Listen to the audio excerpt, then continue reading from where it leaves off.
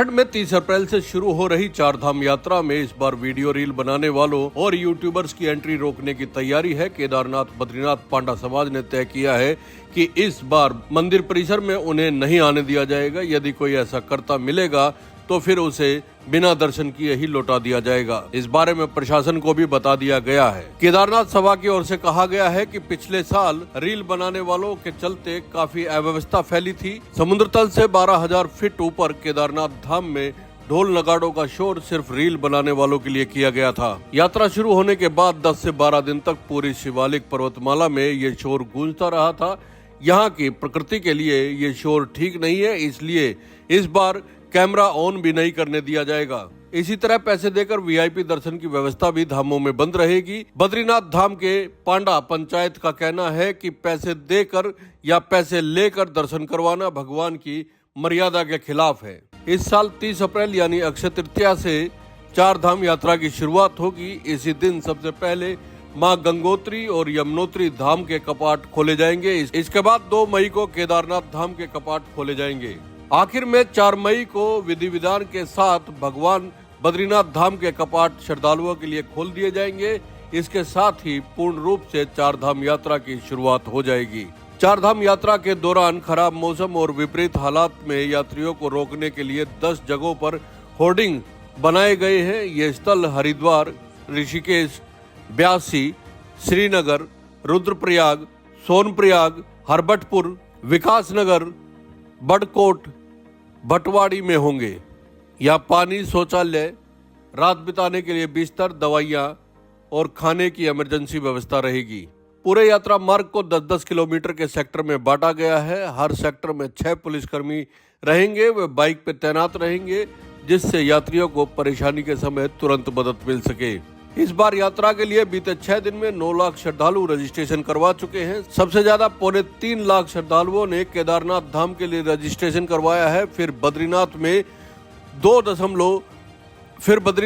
2,24,000 यात्रियों ने रजिस्ट्रेशन करवाया है। यमुनोत्री के लिए 1,34,000 यात्रियों ने रजिस्ट्रेशन करवाया है और गंगोत्री के लिए 1,38,000 यात्रियों ने रजिस्ट्रेशन करवाया है। हेमकुंड साहिब के लिए 8,000 श्रद्धालु दर्शन करने के लिए जाएंगे।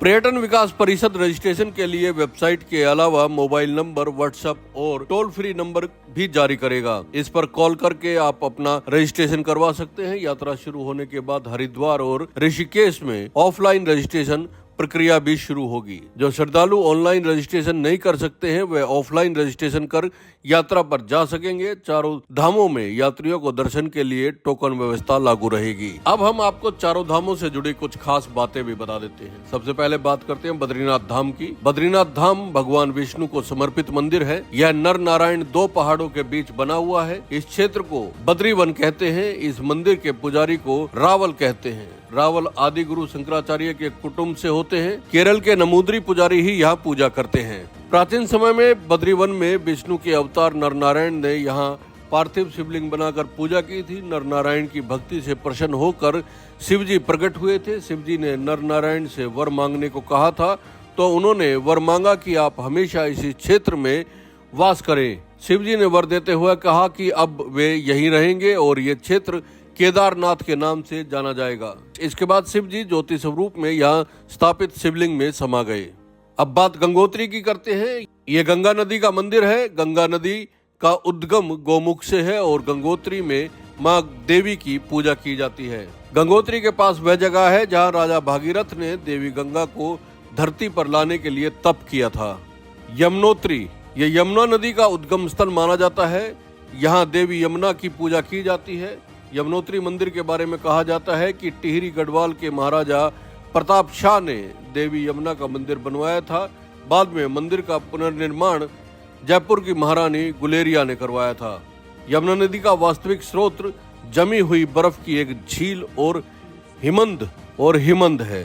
धर्म ग्रंथों के अनुसार यमुनोत्री, गंगोत्री, केदारनाथ और बद्रीनाथ सबसे पवित्र तीर्थ हैं। कहा जाता है कि इस यात्रा में सबसे पहले यमुनोत्री, गंगोत्री के दर्शन करते हैं।